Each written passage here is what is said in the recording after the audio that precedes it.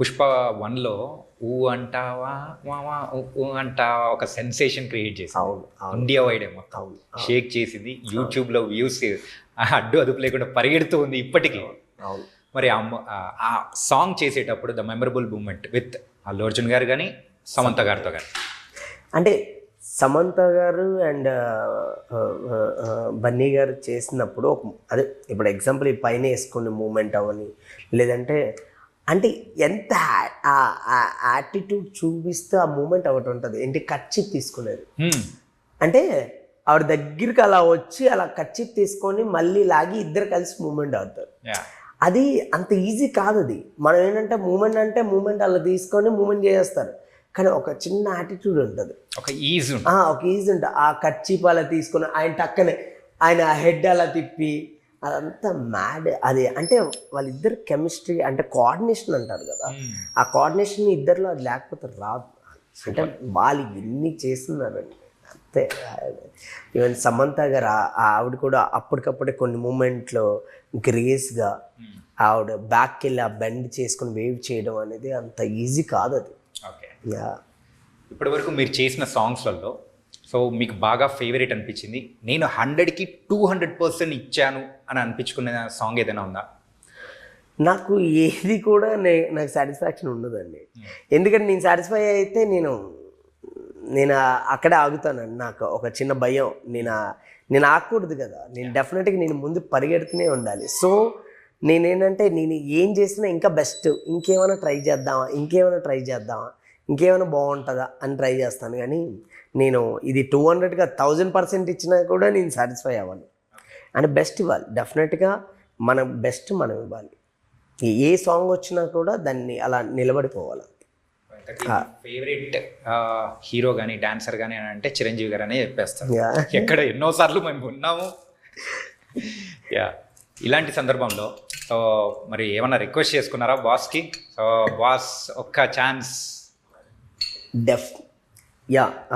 డెఫినెట్గా ఈసారి మాత్రం మా బాస్ని కలిస్తే మాత్రం బాస్ ఒక్క సాంగ్ ఇవ్వండి బాస్ అని రిక్వెస్ట్ చేసుకుంటాను డెఫినెట్గా. పుష్ప 2 మూవీలో సో ఐటమ్ సాంగ్ ఉంది, అది కూడా శ్రీలీల గారు చేయబోతున్నారు. డాన్సింగ్ క్వీన్ ఎలా ఉండబోతుంది అంటారు? డెఫినెట్గా బాగుంటుందండి, 100% బాగుంటుంది. 1కి మించి 2 ఉండబోతుంది ఆఫ్కోర్స్. ఇంకా ఇప్పుడు 1కి మించి అన్నీ ఉన్నాయిగా, అలాగే ఇది కూడా ఉంటుంది, 100% ఉంటుంది. ఇంకో హైలైట్ ఏంటంటే పుష్ప 2 అనేటప్పటికీ ఆయన లుక్, సో ఆ చీర వేసుకొని వచ్చి ఆ జాతర ఎపిసోడ్ కానీ, ఆ జాతర ఎపిసోడ్లో మీరేమన్నా ఇన్వాల్వ్మెంట్ ఏమన్నా ఉందా? చేసామండి, అందులో ఒక సాంగ్ చేసాం, జాతర సాంగ్ ఒకటి చేసాం. జాతర సాంగ్ చేసాం, అది కూడా ఫుల్ మాసా. అది నెక్స్ట్ లెవెల్లో ఉంటుందండి. అంటే ఎలా అంటే ఒక పూనకాలు వచ్చేస్తాయి, ఒక ట్రాన్స్లోకి వెళ్ళిపోతాం మనం, ఒక తెలియకుండా ఒక ట్రాన్స్లోకి వెళ్ళిపోతాం మనం. అలా ఉంటుంది. అంటే ఎక్స్ట్రాడినరీ పర్ఫార్మెన్స్, ఎక్స్ట్రాడినరీగా క్యాప్చర్ చేసిన సుకుమార్ గారు. అంటే ఆయన ప్లాన్ చేసిన విధానం అవన్నీ వేరే లెవెల్స్. చిన్న చిన్న మైన్యూర్ థింగ్స్, అంటే చిన్న చిన్న డీటెయిల్స్ పట్టుకొని, అంటే అదే దీని తర్వాత బిఫోర్ పుష్ప 1 ఆఫ్టర్ పుష్ప 1 2.0 చూస్తారు.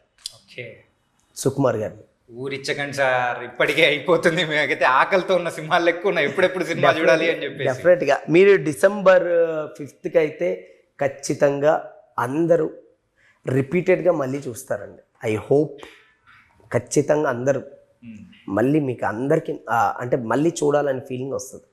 ఓకే, కొత్తగా వచ్చే డాన్సర్స్కి కానీ ప్రజెంట్ ఇప్పుడున్న పరిస్థితుల వైజ్ కానీ ఒక డాన్స్ మాస్టర్ అవ్వాలి అని అంటే కొంతమంది సంచోయిస్తున్నారు, రావాలా వద్దా అనే కైండ్ ఆఫ్ థింగ్. సో కొంతమంది అయితే ఇంకా అని చెప్పేసి వస్తున్నారు. దీని మీద మీ ఒపీనియన్ ఏంటంటారు?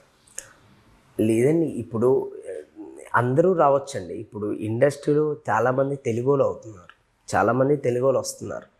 అందరికీ ఇక్కడ అవకాశాలు ఉంటాయి. ఎవరికి ఇక్కడ టాలెంట్ ఉంటే ఎవరిని ఎవరు ఆపరండి. ఓకే, అంతే. టాలెంట్ ఉంటే ఎవరిని ఎవరో ఆపరు. Nice master. అంతే. మొత్తానికైతే ఒక మంచి ప్రశ్నకు దానికి తగ్గ ఆన్సర్ అనేది కూడా చాలా తెలివిగా కూడా ఇచ్చేసారు. ఎంత నీట్ గా తప్పించుకున్నారో అర్థమైపోయింది.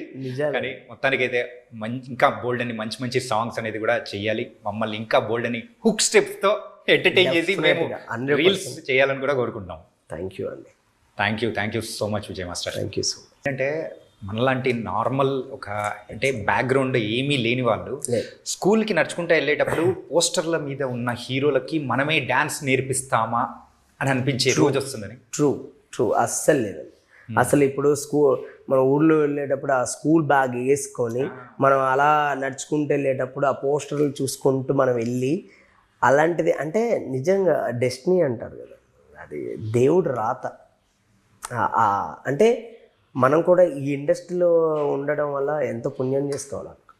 అంటే అది అందరికీ రాదు కదా, చాలా హ్యాపీగా అనిపిస్తుంది. అంటే బన్నీ గారిని, సుకుమార్ గారిని, ఇలా అంటే ఇప్పుడు పూరి గారిని, అంటే ఇలా పెద్ద పెద్ద డైరెక్టర్లతో మనం వర్క్ చేస్తున్నప్పుడు అంటే వీళ్ళందరినీ చూస్తూ మనం పెరిగాం.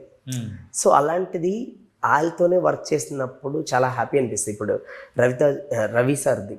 రవి సార్తోని అండ్ నాని సార్, ఇలా చాలా మందితో ఇలా వర్క్ చేసినప్పుడు అసలు మనం ఎక్కడి నుంచి ఎక్కడికి వచ్చాం అనిపిస్తుంది ఒక్కోసారి. అది డాన్స్ మాస్టర్ విషయంలో యూజువల్గా నాకు ఒక చిన్న సందేహం అనేది ఉంది.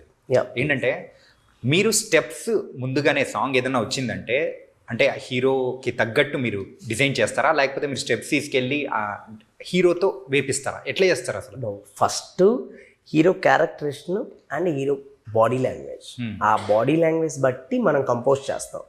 అప్పుడు దాన్ని బట్టి మనం హీరోకి కంఫర్ట్ ఉందా లేదు చూసుకుని అలా ప్లాన్ చేస్తాం. అట్లా ప్లాన్ చేస్తాం.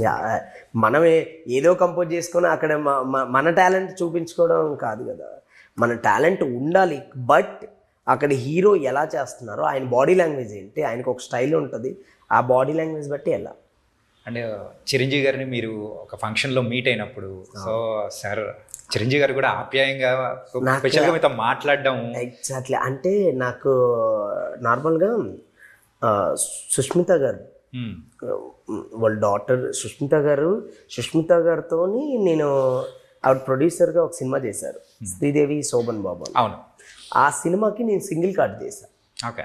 సింగిల్ కట్ చేసిన తర్వాత ఆ సినిమా రిలీజ్ ఎంత అయిపోయిన తర్వాత ఒకరోజు ఇది మన వాల్తేరు వీరయ్య సాంగ్ జరుగుతుంది, నడ్డి చెప్పి ఆ సాంగ్ జరుగుతున్నప్పుడు నేను వెళ్ళాను అనమాట సెట్కి. బాస్ని ఒక్కసారి లైవ్లో చూడాలి, ఆయన డాన్స్ ఎలా చేస్తున్నారు ఏంటి ఒక్కసారి చూద్దామని కట్ చేస్తే సుష్మిత గారు అక్కడ ఉన్నారు. అప్పుడు సుష్మిత గారు పిలిచి బాస్ని పరిచయం చేశారు. చిరు సార్ని పరిచయం చేసేసరికి ఆయన షేక్ హ్యాండ్ ఇచ్చినప్పుడు అంటే ఒక హ్యాపీనెస్. అంటే చిన్నప్పటి నుంచి ఆయన సినిమాలు ఆయన సాంగ్స్ చూసుకొని పెరిగాము. నేను ఇంద్రా సినిమా అయితే 22 సార్లు చూసాను, ఓన్లీ ఆ దాయిదాయిదమ్మ సాంగ్ కోసం. సో అలాంటిది ఆయన పరిచయం అవ్వడం, ఆయన అడగడం ఎక్కడి నుంచి వచ్చారు, ఎంత రెస్పెక్టబుల్గా ఎక్కడి నుంచి వచ్చారు, అసలు మాస్టర్ ఎందుకు అవుదాం అనుకున్నాం, డాన్స్ ఎలా ఇంట్రెస్ట్ క్రియేట్ అయింది అని ఇవన్నీ అడిగారు. సార్ మీ సాంగ్స్ చూసుకుంటే పెరిగాం సార్ అంటే వెరీ గుడ్.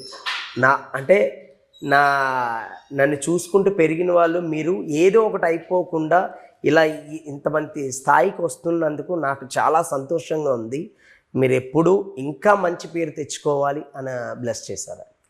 బాస్లో ఉన్న గొప్పతనం ఏంటంటే అసలు చిన్న వాళ్ళనైనా పెద్ద వాళ్ళనైనా ఒకే రకంగా ట్రీట్ చేసే విధానం ఉంటుంది సార్. అందుకే లెజెండ్ అంటారు ఆయన. అంతే. అండ్ అలాగే బేబీ సక్సెస్ మీట్ అయ్యేటప్పుడు ఆయన షోల్డర్ మీద అలా చెయ్యేసుకొని ఆయన మాట్లాడినారు. అంటే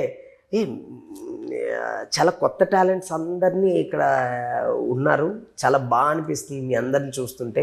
గుడ్ అబ్బాయి, బాగా చెయ్యి, ఇంకా మంచి మంచి సాంగ్స్ చేయనుకొని ఆయన అప్రిషియేట్ చేయడం చాలా హ్యాపీ అనిపించింది. మరి బాస్తో చేసే అవకాశం ఎప్పుడంటారు తెలీదు, బట్ బాస్తో చేసే అవకాశం వస్తే మాత్రం డెఫినెట్గా ఇరగొట్టేయాలంతే. ఓకే.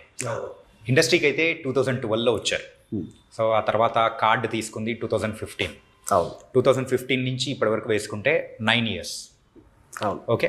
ఈ 9 yearsలో ఇన్ఫ్యాక్ట్ చెప్పాలంటే వేరే వాళ్ళతో కంపేర్ చేసుకుంటే సో తక్కువ సమయంలోనే యు ఆర్ గోయింగ్ అనే గుడ్ థింగ్.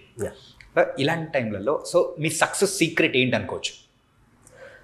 నా సక్సెస్ సీక్రెట్ అంటే వచ్చిన చిన్న సాంగ్ అవ్వని పెద్ద సాంగ్ అవ్వని దాన్ని ప్రాణం పెట్టి చేయాలి అంతే. దానికి సుకు సార్ దగ్గర నేర్చుకున్నది అంటే సార్ అంటే లాస్ట్ మినిట్ వరకు వెళ్ళిపోతారు. అంటే ఎంత దానికోసం ఎంత కష్టపడాలో అంత వెళ్ళిపోతారు. సో నేను ఎంత కంపోజ్ చేయాలో ఎంత చెయ్యాలో అంత చేసేస్తాను. అది చిన్నదవని పెద్ద. ఈరోజు అంటే నా చిన్న సాంగ్లోనే చాలా హిట్స్ ఉన్నాయి దేవుడి దయ వల్ల. అంటే ఒక మంచి సినిమాలో నాదొక సాంగ్ అలా హిట్ అవుతున్నందుకు నాకు చాలా హ్యాపీ అనిపించింది. ప్రజెంట్ ఒక మెలోడియస్ సాంగ్స్ ఇవన్నీ ట్రెండ్ అనేది నడుస్తూ ఉంది. మా సాంగ్స్ ఆదరణ అనేది కూడా కొంచెం తగ్గుతూ పెరుగుతూ ఇట్లుంది. అవును. ఇలాంటి టైంలో డాన్స్కి ఆదరణ తగ్గిందంటారా పెరిగిందంటారా? లేదండి, కమర్షియల్ ఉందండి, దేని దానికే ఉంది. ఇప్పుడు మాంటాజ్కి ఇప్పుడు ఏమైపోయిందంటే ప్రతి కొరియోగ్రఫీలో ఏంటంటే ఒక హుక్ ఒకటి ఉందంట. అది మాంటాజ్ అవ్వని ఆర్ మాస్ సాంగ్ అవ్వని ఇంకొక సాంగ్ అవ్వని హుక్ ఒకటి ఉంది. ఆ హుక్ని క్రియేట్ చేయాలి, జనాలకి నచ్చేలా చేయాలి అంతే. జనాలే తీసుకెళ్ళిపోతారు ఆటోమేటిక్గా. మనం జెన్యున్గా కరెక్ట్గా చేస్తే వాళ్ళకి నచ్చేలాగా చేస్తే జనాలు మనల్ని ఎక్కడో తీసుకెళ్తారు. అందుకే ఈ పుష్ప 2తో ఆ సాంగ్తో మిమ్మల్ని టోటల్ ఇండియా వైడ్ కూడా చెప్పు కింద వదిలేసి మరి వేసేస్తున్నారు. అస్సలు అంటే నాకు చాలా మెమొరబుల్ మూమెంట్స్ అండి అసలు. అంటే ఈవెన్ షూ మూమెంట్ చేసినప్పుడు అవ్వని అండ్ ఫోన్ మూమెంట్ చేసినప్పుడు బన్నీ సార్ ఆ చేస్తూ ఫోన్ ఇలా పట్టుకొని టక్కన అలా పట్టుకొని నీ ఏమనుకుంటే జారిపోయిందేమో అని అనుకున్నావు, టక్కన అలా పట్టుకొని లైన్లో ఉండరా అని చెప్పి మళ్ళీ మూమెంట్ చేస్తే అసలు అందరూ సెట్ క్లాస్ అసలు.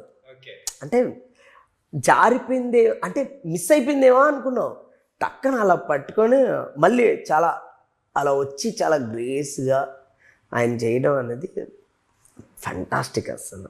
అదే ఒక యాడెడ్ వాల్యూ అయింది అసలు మామూలు కాదు. And even T step T step కూడా ఏంటంటే చాలామంది అది సీజీ అనుకుంటున్నారు.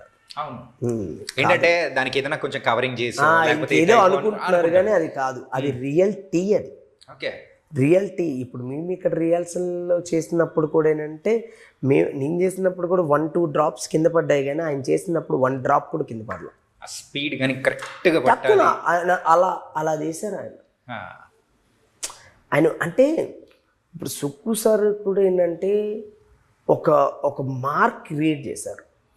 ఈ మార్క్ నుంచి వచ్చేవే ఈ మూమెంట్స్ అన్నీ అండి. ఆయన చేసి చూపించేస్తారు సుక్కు సార్, ఎలా కావాలంటే అలా చేసేస్తారు. ఆయన ఎక్స్ట్రాడినరీ అసలు సుక్కు సార్. పుష్ప 1 గురించి మాట్లాడదాం. పుష్ప 1 మూవీలో సో ఆ చెప్పు వదిలేసి స్టెప్ ఒకటి ఉంది కదా, సో ఆ స్టెప్ క్రియేషన్ తర్వాత మళ్ళీ ఇక్కడ షూ స్లిప్ అయ్యేది. అవును. సో అంటే కావాలనే పెట్టారా లేకపోతే ఏంటది? లేదండి, కావాలని ఏం పెట్టలేదు. డెఫినెట్గా అది ఒక ఫ్లోలో వచ్చింది కానీ కావాలని ఏం పెట్టలేదు. అంటే ట్రేడ్ మార్క్ అయిపోయింది అనమాట అది. అంతే కదా, ఇప్పుడు ఆయన మార్క్ కదా అది. ఈవెన్ ఇప్పుడు టీ క్లాస్ కూడా మేము తీసుకునేటప్పుడు ఆయన పార్ట్ 1లో టీ బన్ ముంచుకొని టీ తాగుతుంటారు ఆయన. సో అలా క్రియేట్ అయింది టీ మూమెంట్. ఈవెన్ ఇప్పుడు ఫోన్ కూడా ఏంటంటే ఆయన ఒక రిచ్ అయ్యాడు, కింగ్ అయ్యాడు. కింగ్ తర్వాత ఇంకా ఆయన చేతిలో ఫోన్ ఉంటాయిగా, అలా క్రియేట్ చేసిన మూమెంట్స్ అవన్నీ చాలా